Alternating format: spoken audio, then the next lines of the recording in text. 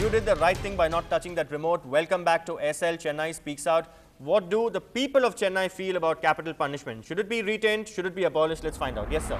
Only God gives you life, isn't it?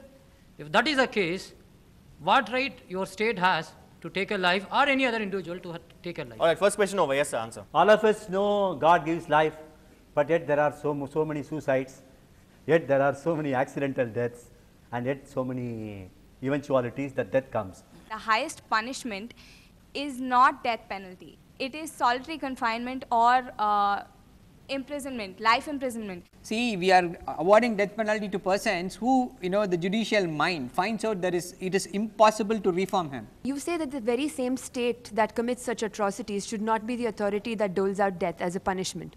Now, do you think the abolition of death penalty is going to do away with that? The state is still going to go ahead with its atrocities. Yes, Aussie. So how is it a solution? Our criminal jurisprudence is totally flawed, and our judiciary, I'm sorry to say, is not above board. A person who kills a person openly on the road is to be punished severely, either death punishment or he should be in the prison for his lifetime, not only for 14 years, till his death. That should be implemented in this. I think what's your opinion in this? It is life for life, that's what I told you. Even in Premananda's case, we were the ones who are behind the prosecution and entire trial we followed. We ensured that the judgment says there is no remissions to life, and life was to run consecutively and without any remissions. If you are the President of India, considering the clemency of the accused, will you consider human right violation as the first priority or benefit of doubt? Definitely, it will be the first priority. Actually, Dr. Radhakrishnan did not sign one warrant, and there are precedents like that one. And when Justice V.R. Krishna Iyer was the law minister in Kerala, he ensured that every death penalty was commuted in Kerala, and there was no dearth or rise in the crimes. Benefit of doubt is also part of human rights.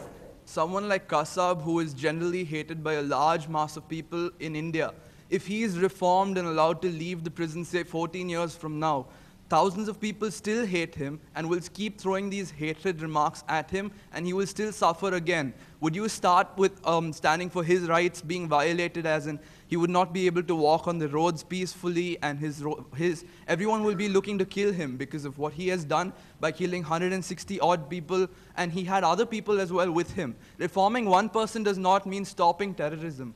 You will have another 10 Kasabs walking into our country, you'll reform them, and you let them out again. That is Kasab's problem. When he comes out, whether he can defend himself. Hello, please, the question is to me.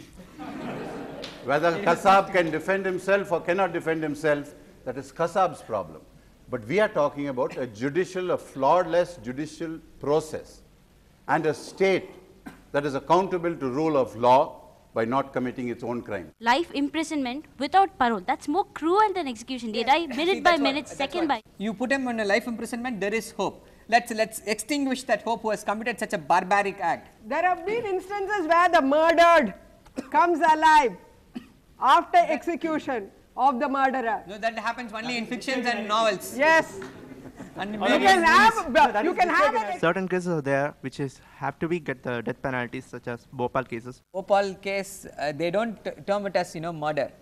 So they were not booked for murder. They were booked for negligence, gross criminal negligence. See, you commit murder with an intention. If you have an intention to kill that person, you are committing murder. In effect, so many people died. Yeah, that's right. See, even in accidents, that's what. Mass see, murder. It's genocide. That's what you see. That's what in criminal jurisprudence there is this fine distinction between intention. See, your intensity or your culpability of the crime is decided upon your intention. You intend to commit murder of that person, you intend to kill that person, then the punishment awarded to you is higher. See, you don't intend, you do something else. So you drive your bike, you hit somebody else. If you knew that it was dangerous with a legitimate belief that it will cause death. That's a different area. Entirely, that's a different area. India has not signed the Convention Against Genocide. Let's say a person is convicted for murder, given death sentence, it's commuted to life imprisonment, then that person comes out, the power of remission is used and comes out, commits another murder. Would you still say he should be reformed again, ma'am? Will you give him another chance? Definitely, I would give another chance for even that person. Ma'am said that an eye for an eye will make the whole world blind. I'm asking that having 2 eyes and seeing all the criminal activities, what is the use of it? Instead, you will be blind. You can be blind. I'm sorry if it was blindness. Death is something which is irreversible. You cannot really justify it for any circumstances. You know. Neither religion, ethics, nor rationalism would ever support death. You're as saying a remove penalty. both the eyes. No, I'm not telling like that. You know one guy is doing a criminal activity. I'm telling you now. Yeah, you know that the policeman on the street is taking bribe from the auto rickshaw Not taking wala. bribe, it's Do you killing ever people, say? raping people. Kasab went ahead and killed 160 people. That's your media telling you that. Okay. You have to wait. Your media tells you all types of stories and then retracts the stories. It was caught on video. It was caught on video, and Please. after doing all of this, wasn't Kasab spraying bullets, or was he throwing ice cream cones? Yeah, no, What was he doing? After doing all of this, We saw him with a backpack. We saw him armed to the teeth, spraying bullets. Where? In in the railway station there.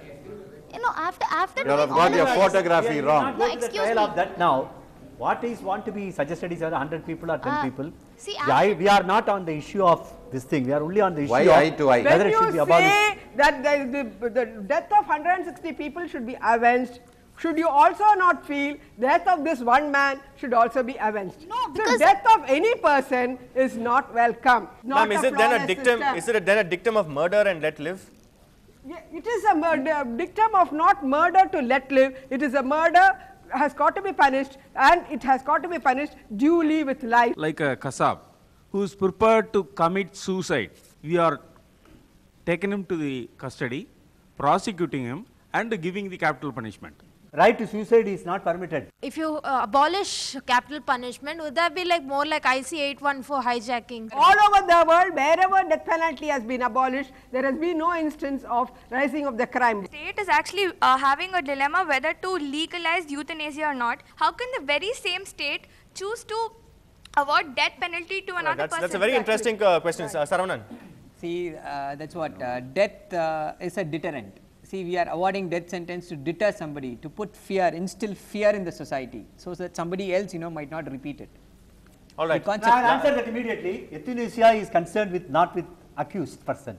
It is individual who is a normal person whose health has gone bad. We are talking about accused managing the crime and punishment. Let's go to the final round, which is voting. How many of you, show of hands, how many of you believe that we should award this debate to Ozzy and to Mrs. Sudha Ramblingam, who said that death penalty should be abolished? Show of hands. How many of you believe that we should award this debate to the side to KM Vijayan? See, I am not here to ask the question. KM Vijayan and Saravanan, who said that death penalty should not be abolished.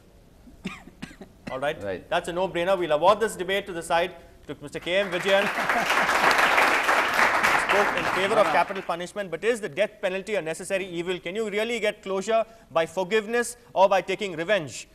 These are questions that will continue to be debated. Should the state retain on the statute book its right to kill a killer? But going by the audience clearly, it seems that the hangman should keep his job. If you have a comment, do mail us to feedback@ndtv-hindu.com, and you can catch us next week again at the same time. Thank you for watching.